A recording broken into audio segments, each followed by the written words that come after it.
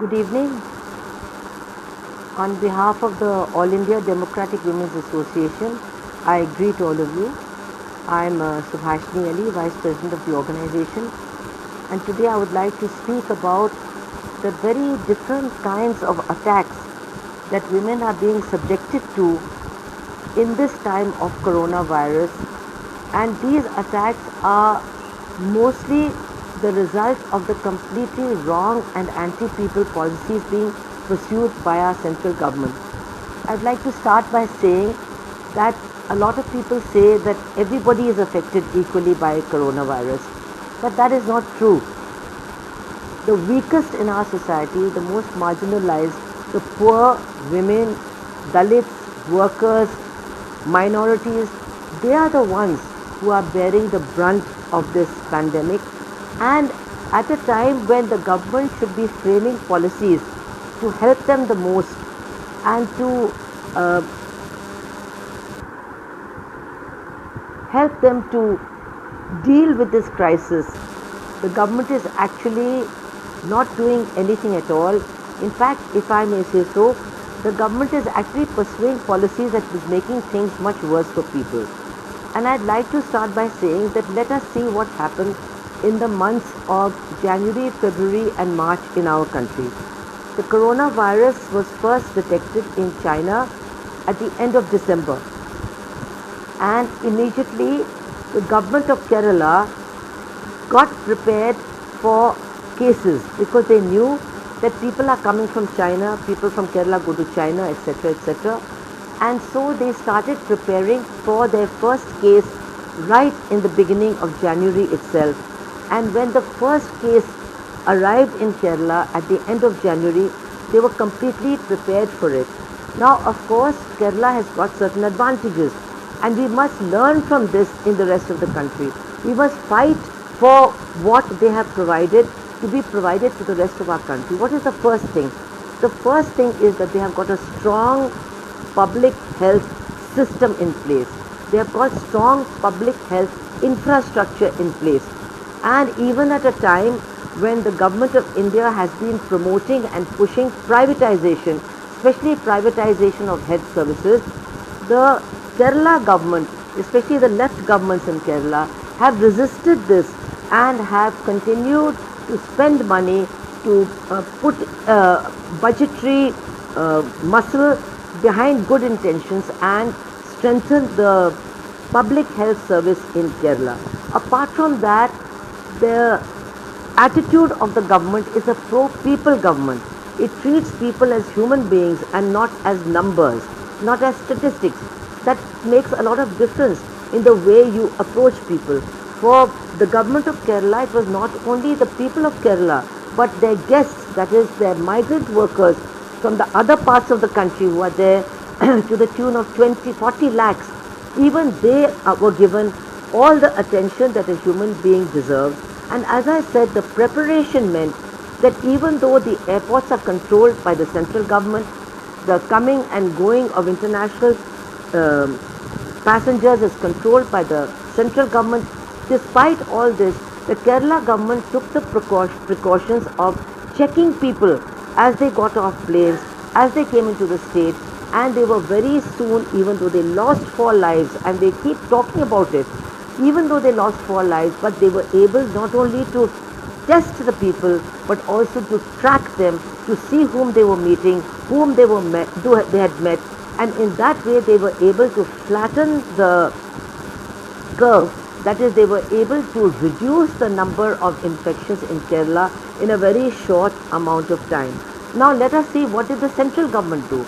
And the central government is crucial because the central government is responsible for the entire country, for all international movement and for all movement between states. It lays down laws as to how epidemics and crises are to be met. The whole of January, the central government didn't even speak about the coronavirus. The whole of February, after the first patient had arrived in India, even after that, the central government didn't pay any attention to this epidemic. Why? Because they had other priorities. They were preparing for the visit of President Trump in the third week of February. They were planning a grand rally for him. And planes were coming, flights were coming, his whole entourage was coming. Everything was going on as if there was no epidemic to fear. Then, in the same month of February, the Delhi elections were held. And as we know, this is a party, the BJP, that is obsessed with the winning of elections. So, all their attention was in winning the election. And after they lost, in fact, I would say that they kind of took revenge for having lost that election. The month of March, what happened to the month of March? In the month of March, the priority for our government and for the people ruling this country was to overturn the elected government of Madhya Pradesh and to see that people changed sides, there was horse trading, and now we know that if you want MLAs to leave one party and join another party, you have to put them into aeroplanes and send them to resorts. So when that was going on, obviously, airports could not be closed, planes could not be stopped, flights could not be stopped. Not only that, when they were ready to form the government in Madhya Pradesh, they had to bring those people back. Again, they had to bring them back by plane. And so, 20th of March, when the new government, BJP government, was installed in Madhya Pradesh, was the day that the central government started to pay attention to the coronavirus epidemic, which had already entered India. We had had deaths by then. And it was not only in Kerala, it was in Uttar Pradesh, it was in Delhi, it was in Bombay, it was in Karnataka, and there was no sign from the government as to what needed to be done. After that, what happened? In his typical fashion, after the 20th, pronouncements started being made. Today you must beat thalis, tomorrow you must light diyas, and suddenly listen to me at 8 o'clock at night, and 4 hours later the country is going to shut down, the country goes into lockdown. Now what kind of intelligent planning is this? What kind of planning for an epidemic is this? State governments were not consulted. People who are in the scientific fields, in the medical fields, they were not consulted. It seemed as if the government had forgotten that crores and crores of people have gone out of their own home states to other states to earn a living. Obviously, when work stopped, their lives were going to be hit very hard. What were they going to do? What was the government doing for them? I would like to say that it's extremely tragic that the government actually made assurances that it had no intention of fulfilling. It promised workers, migrant workers and other workers, that their salaries would be paid, that they would receive wages. They were told that they would get free rations. They would not be allowed to go hungry. They were told that their landlords would not be allowed to force them to pay rent. All this was promised to the crores of migrant workers far away from home. And for some days, for some weeks, those workers thought perhaps these assurances would be met. But what happened? What happened was exactly the opposite. And here again I would like to say, because if in one part of the country we can do what is necessary, then we should try and learn from that. In this period, what did the Kerala government do? They also have got 40 lakhs of workers from other states whom they call guest workers. They announced a package for their poor people which included their guests. 20,000 crores, 2,000 crore package they announced. They set up kitchens. They made camps for all these guest workers. In fact, they even went to the extent of providing them with food that they were used to eating so that they would stay comfortably and not be agitated. They provided televisions, they provided carom boards, and people used to go and visit them regularly. They were not only tested, but their well-being was inquired into, and they all felt that they were human beings whose problems were being attended to. But exactly the opposite of this happened in the other states. First of all, the state government was suddenly confronted with this huge task of dealing with the virus and the epidemic. Though they tried, but what did the central government do? The central government has got something like several lakh tons of grains in their godowns. They don't know what to do with those grains, but they don't want to give them to poor people. They should have just opened the godowns and given people free grains. Instead of which they were wrapped up in red tape. Where's your ration card? Where's your Aadhaar card? Do you have a ration card? What kind of ration card do you have? And we know that in the last 5 or 6 years, lakhs and lakhs of ration cards have actually been cancelled, especially in the BJP run states. So those people did not have access to rations. And I must say, this applied not only to the migrant workers, it was not only the migrant workers who suffered from this. What about their families, and what about poor people in villages and in cities and in towns all over India? We are seeing where we are, that people could not access rations. People could not get rations. They were not given rations. And though they were promised that if they have Aadhaar cards, ration cards will immediately be processed, this has not been done. I can say from personal experience that you try again and again and again. If you give maybe 50 applications, maybe 3 ration cards will be issued. Now this is not the way you treat people who are now on the verge of starvation because there's no work where they are, and the men and the women from their families who had gone to work elsewhere, they are not getting paid, so they cannot send any money back. In this situation, hunger has become such a big reality of our lives, but the government has just not been sensitive to it. They have not tried to address this issue. And I would say, when we are talking about violence against women, this is one very huge form of violence. Hunger is a very, very big attack on poor people. And today we have crores and crores of people in our country who are hungry, women who are hungry, children who are hungry. And what about the children's milk? Which government was thinking about milk? I have seen, I have heard that in Kerala, the Anganwadi workers and the Kutumbashri workers and the Asha workers and the local bodies, various people attached to them, they went around giving milk to children. They went about trying to provide them with what they needed. But elsewhere, what is the story? I mean, you can't even imagine, you can't even dream of asking these governments for milk when they're not even providing grains. I know in Delhi, some of our Edwa comrades, they fought and they got some milk for the children, but nowhere near what was needed. And so today, malnutrition, which is another huge form of violence against poor people, malnutrition has become a fact of life for millions of families in our countries. How can we forget that 6-year-old child in Jharkhand who did not eat for 3 days? Her father works in a brick kiln. He was not getting work. He was going there because he sometimes got something to eat there. But his family was starving, and that child died of hunger.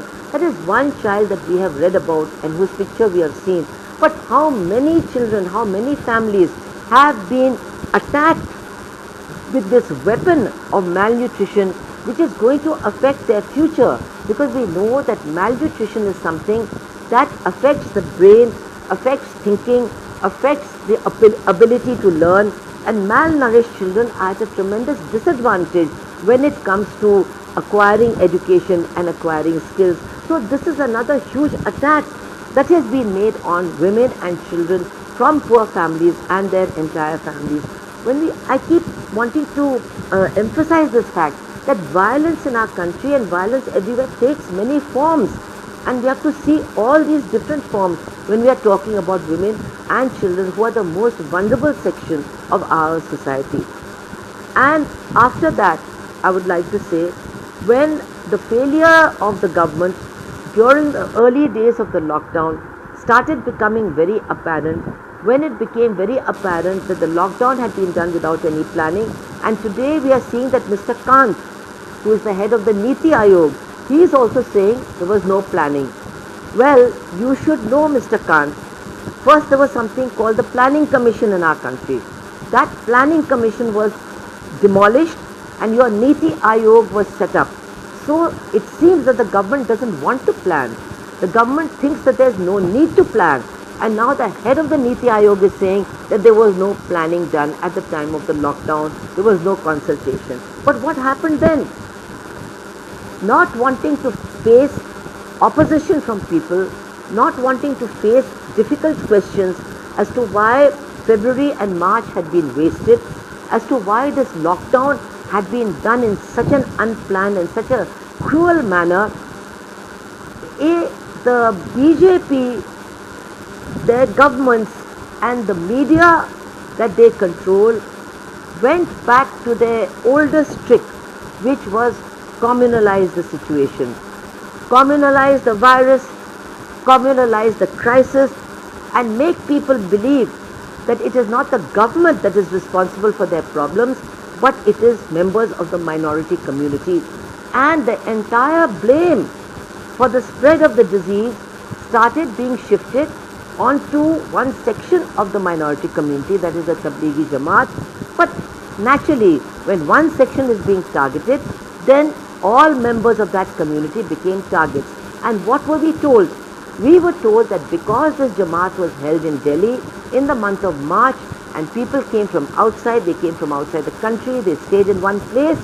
Because of that, after they dispersed, the virus has spread. But I would like to say, who allowed the Jamaat to take place?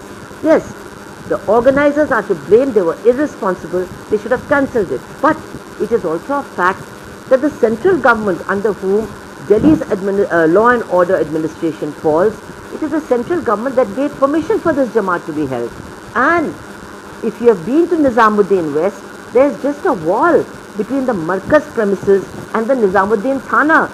The Thana, the entire administration, everybody knew that this big meeting was being held, that people had come from foreign countries.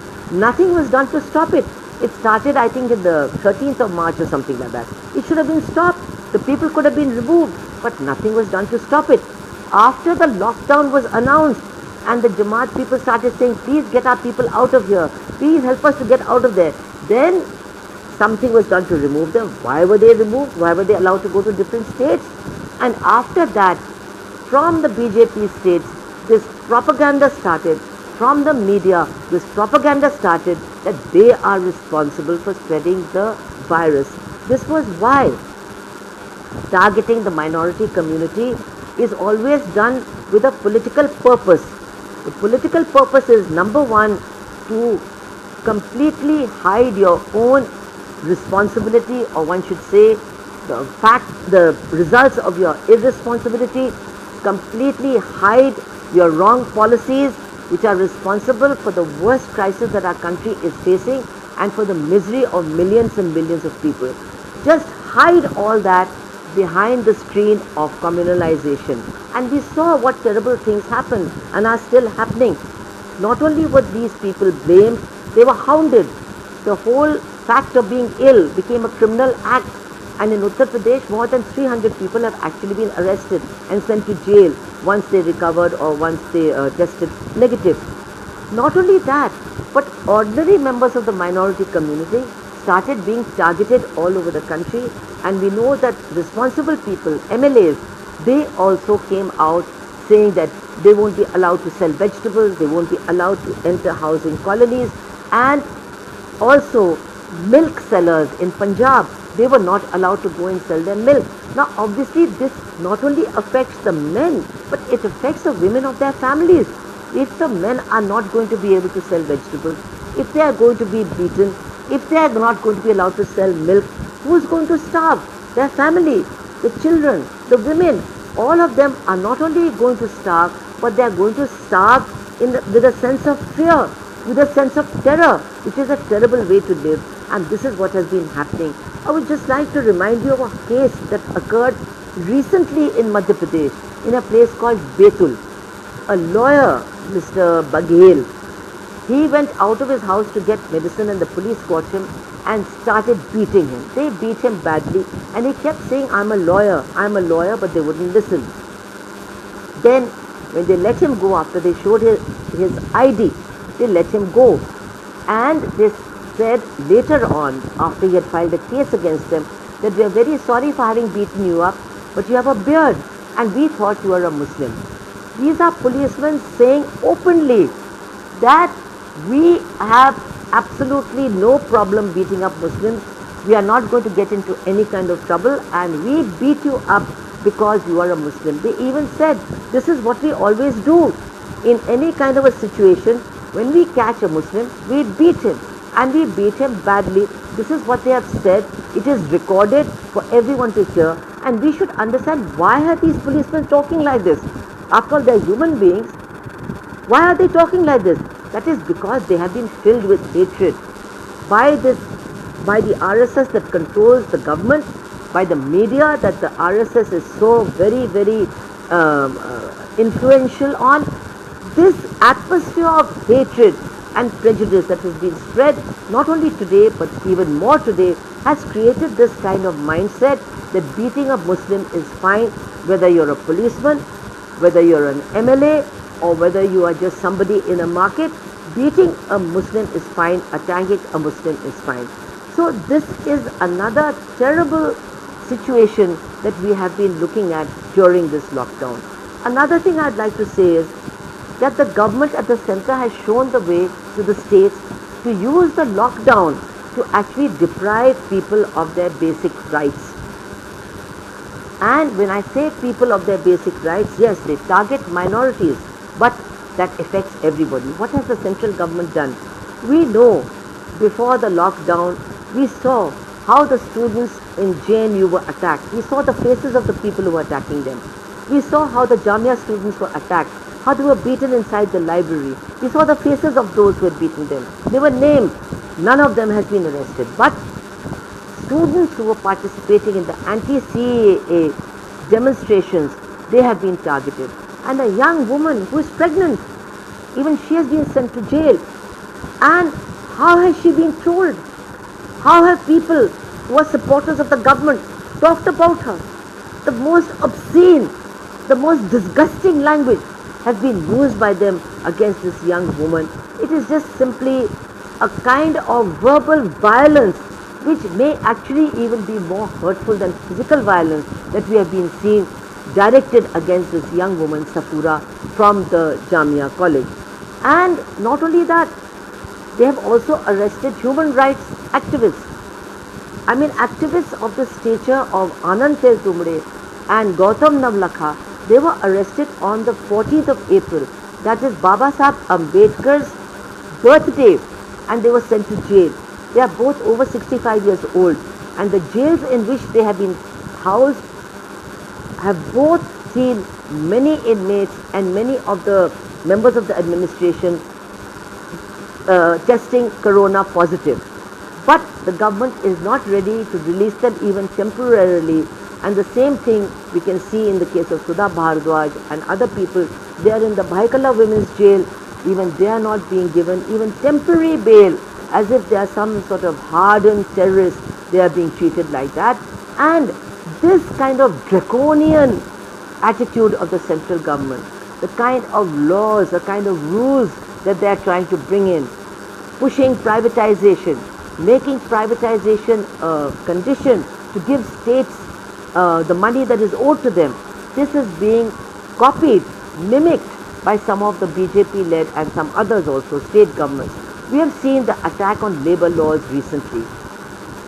The state in which I live, the state of Uttar Pradesh, it has not only tried to drastically amend labor laws, but it has also amended the law dealing with epidemics, and it has made having corona and not revealing it a crime. If you have corona and you don't reveal it, and that the government will decide that you haven't revealed it, you will go to jail. If other people that you have come in contact with test positive, your jail term will be increased. And in case one of them dies, then you can get life imprisonment. So the government is making the law, implementing the law, and also declaring the punishment. This is the new way in which rule of law is being subverted in our country. Along with that, the Uttar Pradesh government and I think the government of Rajasthan, they increased the working hours from 8 to 12, and the Uttar Pradesh government said that in new factories and in old factories recruiting new people, 3-year holiday from labor laws except for 3 laws. I must tell you that before they first brought in the ordinance saying all factories and all workers, then when there was a lot of criticism, they made it into new factories and new recruits, and now it's only because of the uproar and the opposition, that not only trade unions but all democratic sections have voiced and expressed against these laws, against uh, what it means that people will be reduced to the level of bonded labor. After that, and after some legal intervention, the Uttar Pradesh government has had to withdraw both these ordinances, but their intention is, it's very clear, their intention is, when they say that these lakhs and lakhs of migrant workers who are coming back to Uttar Pradesh, we are going to give them work here. What they mean is, we will actually reduce them to the level of bonded labor, they will be deprived of their rights, and they will have to work under whatever conditions are there available for them. So this is a huge, huge attack on people's rights, on their rights to secure and jobs within the legal framework. It's a very big attack, and this is also what we have seen. And of course, women workers will be as much affected. And now there is even talk in Uttar Pradesh that Manrega, they will change the nature of Manrega, and they will say that people who are working in factories, the government will pay them Manrega wages, and if there's any difference between the factory wage and the Manrega wage, then only that difference may have to be paid by the employer. This is the direction in which governments are moving, taking advantage of the fact that under the lockdown situation, people cannot come on the streets, people cannot voice their dissent, and people cannot fight for their rights. So these are the kinds of attacks that are going on. But there are other attacks too which sometimes we're not aware of. For example, now there's a whole shift towards online education. And a lot of people are welcoming it, that this is wonderful, the education process is not being disrupted. But who can actually access online education? There are different figures, but not even 30% of the population has access to smartphones and internet connection. That means 70% of the students, 70% of the families in this country will not be able to access online education as far as their children are concerned, or as far as these students themselves are concerned. Now this is a very huge attack on the poor. This is an attack on their future. This is an attack on any hopes that they may have of coming out of poverty, accessing decent jobs, getting a proper education, getting some technical training. All this will be completely barred to them if this is allowed to happen. And we should welcome and we should support the fact that university teachers and teachers unions are opposing this and are saying that even online admissions should not be allowed, because that also leaves so many out of the whole admission process. And certainly examinations and teaching cannot be continued online because it is so exclusive, so exclusionary.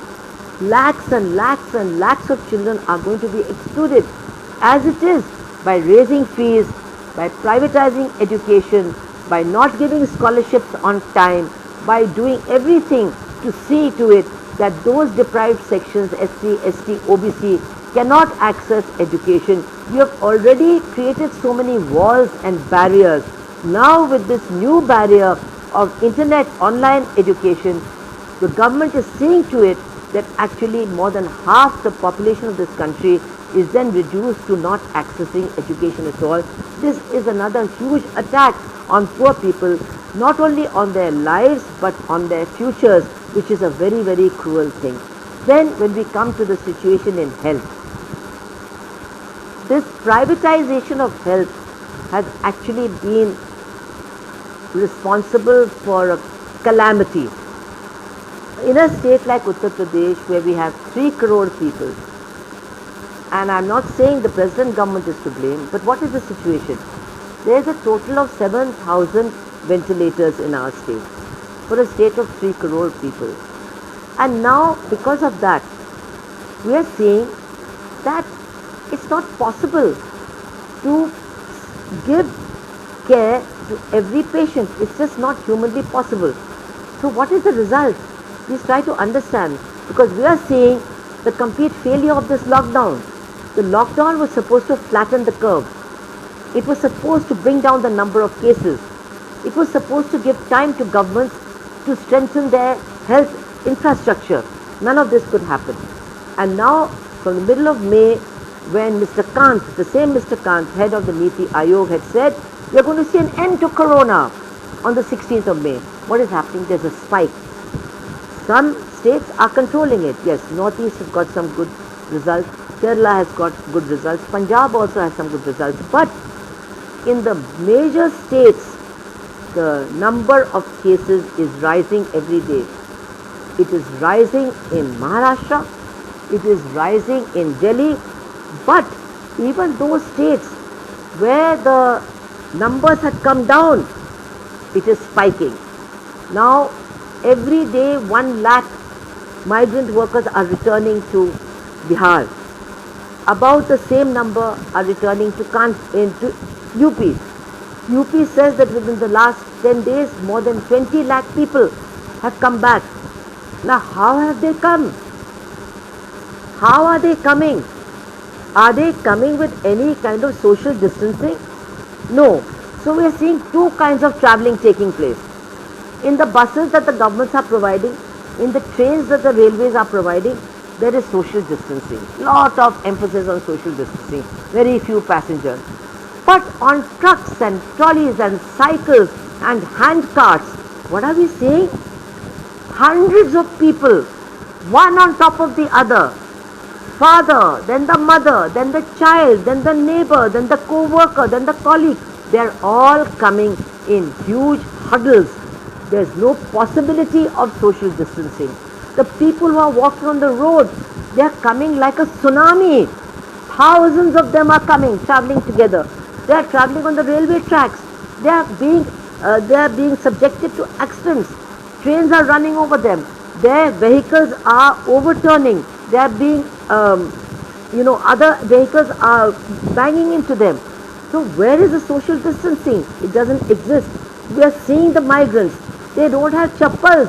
Forget about masks. Forget about any other kind of safety equipment. And obviously, even if they were not infected in the place that they are living, there is a lot of possibility that they will get infected en route. That cannot be ruled out. And the states that they are coming back to, how are they going to handle it?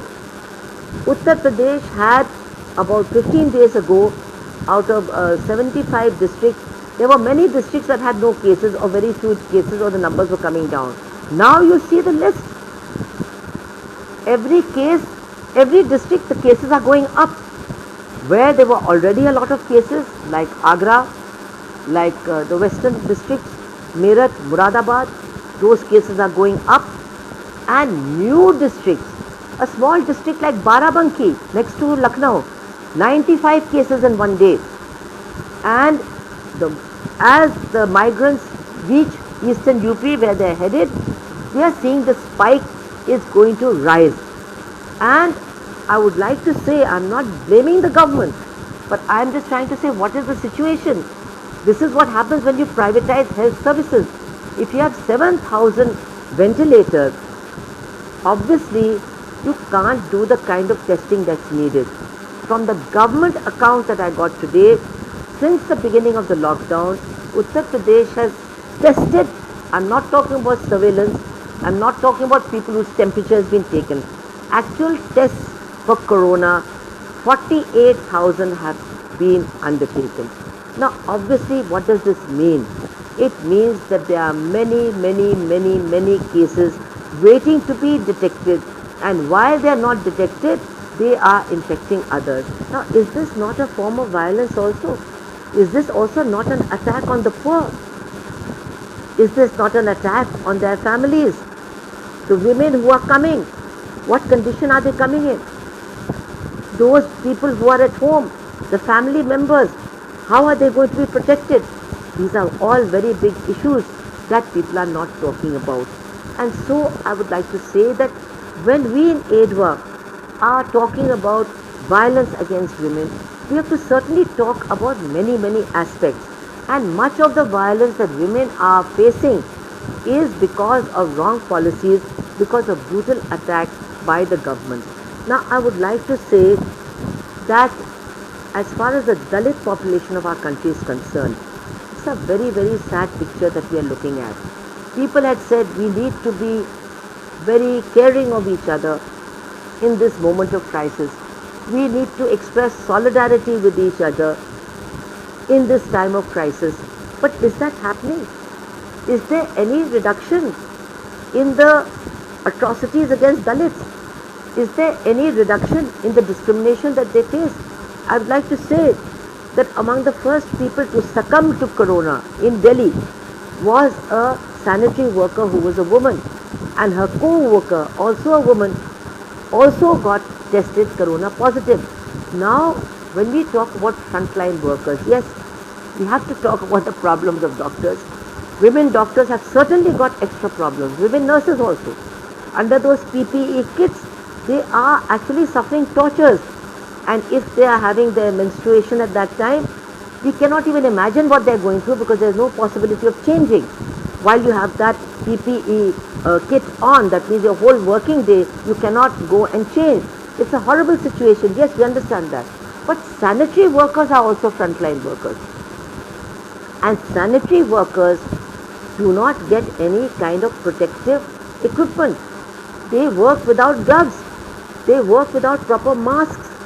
PPE you can forget about. And they are going into the red zones. They are going and cleaning gutters and sewers. Not only those who are sanitation workers who have been doing that work for years, but I saw that in a city like Mumbai, women who are working as domestic workers who have lost their jobs because they are absolutely now on the verge of starvation. Their families are on the verge of starvation. They are also getting work cleaning gutters. They are also getting work as sanitation workers. And we saw pictures of them. We heard their interviews that they are not given any safety equipment at all. They don't have gloves. They don't have masks. They don't have anything to protect them against this virus, even though they are being sent to do the most dangerous work where they are going to be the most vulnerable. Not only this, but the atrocities against Dalits as Dalits, there is absolutely no reduction. We are seeing in Tamil Nadu, those couples who have entered into intercaste marriages, they are being killed in the same way as they were being killed before the lockdown. There's no difference. Nobody is afraid to come out, break the protocol and vent their anger and cruelty against these young couples. There is no end to that. They are being beaten, they are being killed. Even sanitation workers, I saw in Uttar Pradesh, a young sanitation worker who had gone to a village to sanitize the place. Some drops of sanitizer fell on the foot of a upper caste person, who then proceeded not only to beat him, but he put the nozzle of the sanitizer into that man's mouth and made him drink it, and he died. This is the kind of prejudice, this is the kind of caste hatred that prevails in this country and goes unpunished. We have seen at least 2 cases in which, in quarantine centers, those who have been kept under quarantine have insulted the Dalits who have done the cooking and have thrown the food away and refused to eat it. What is the government doing? What is the administration doing? It doesn't hesitate to beat people on the roads. It doesn't hesitate to beat people whom they find trying to walk to their villages. But when it comes to caste crimes, when it comes to crimes against Dalits, the administration somehow talks only about, we are making inquiries, we are finding out what happened, we are looking for the accused. This is happening in case after case after case, which once again shows us that yes, there is an epidemic called corona in our country, but there is an older epidemic called untouchability, called caste prejudice. Corona we will deal with, science will help us, but the untouchability virus we have to fight against much more. It is much more lethal, it kills many, takes many more lives, and it has proved very indestructible even after thousands of years. That is something we should never forget. We should always remember this fact. And now I would like to come to some other kinds of violence that of course women are facing. Women are facing domestic violence, there's no doubt about it. And there's an unresponsive government, nothing is being done to listen to them. But I would like to say that the government has added to their woes by opening the liquor shops in this fashion, in the fashion that they did. Why did they do it? And I would like to say that the Kerala government was demanding that they be allowed to sell liquor, but they said we want to sell liquor online because it is a source of revenue for the state. We have no revenue. That was not allowed. They were denied that. And then one fine day, in all the states which are not dry states, they were told you can open the liquor shops. What happened? Forget about social distancing. There was violence, there were huge crowds, and certainly there were instances where women were also attacked. Women also had to suffer either because money was denied to them or money was snatched from them or there were violent attacks. But once again, why did the government do this? What was the need to do it in this manner? They don't understand what kind of lives people are living.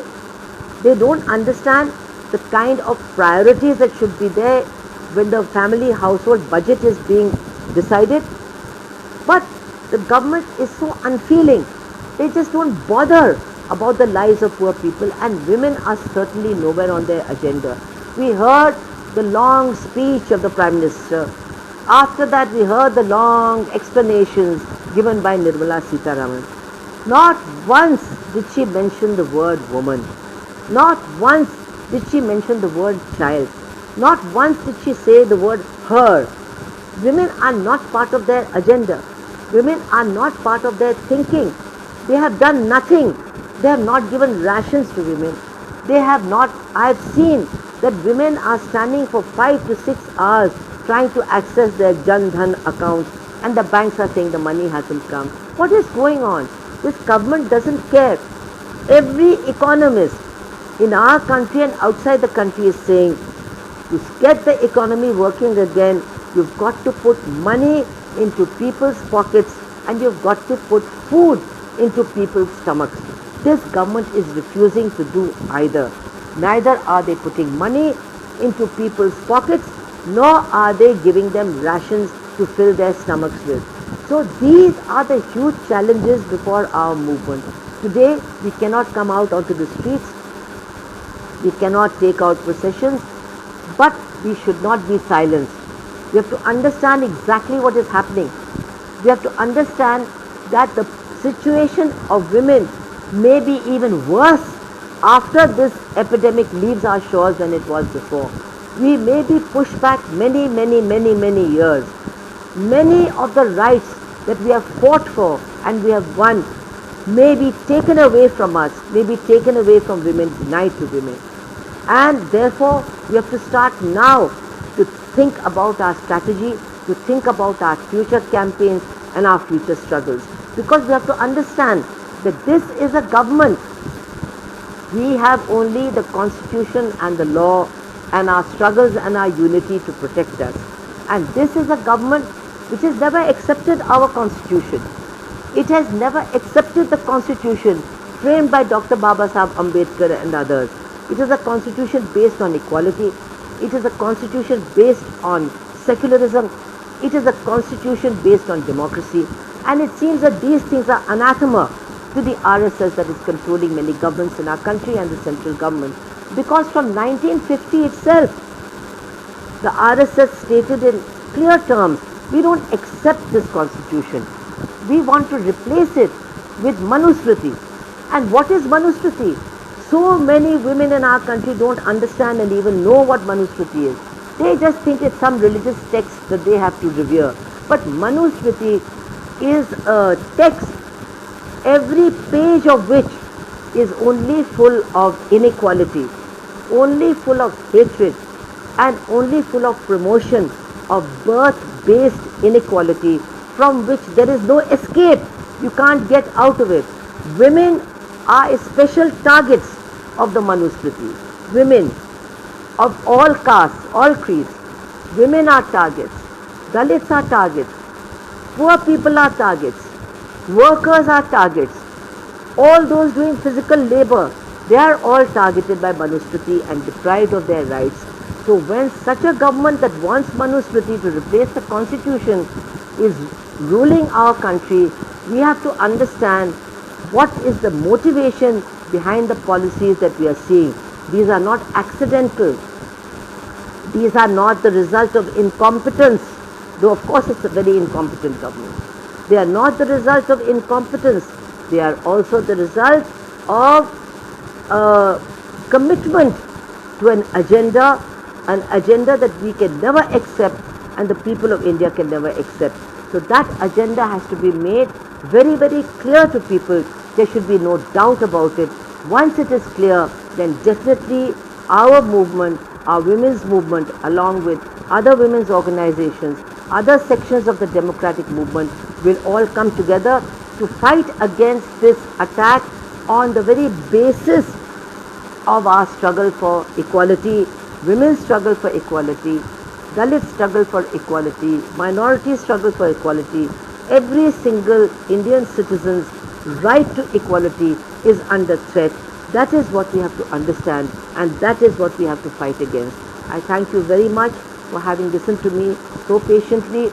I hope that there are some questions. Of course, if there are questions, I'll be happy to try and address them. So please do try to put your questions up and then we'll see how we can discuss them.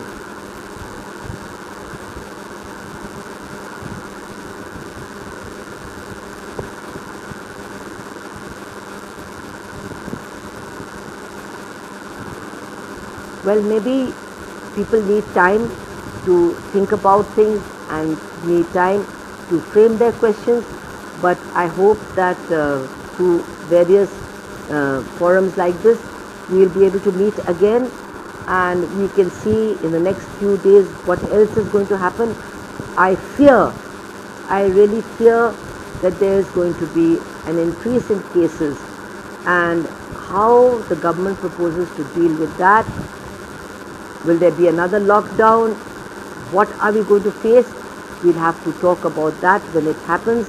But we have to be prepared to struggle to safeguard our rights and to safeguard the rights of the people of our country, in which women as the most vulnerable section have to be in the forefront of the struggle. Thank you all very much.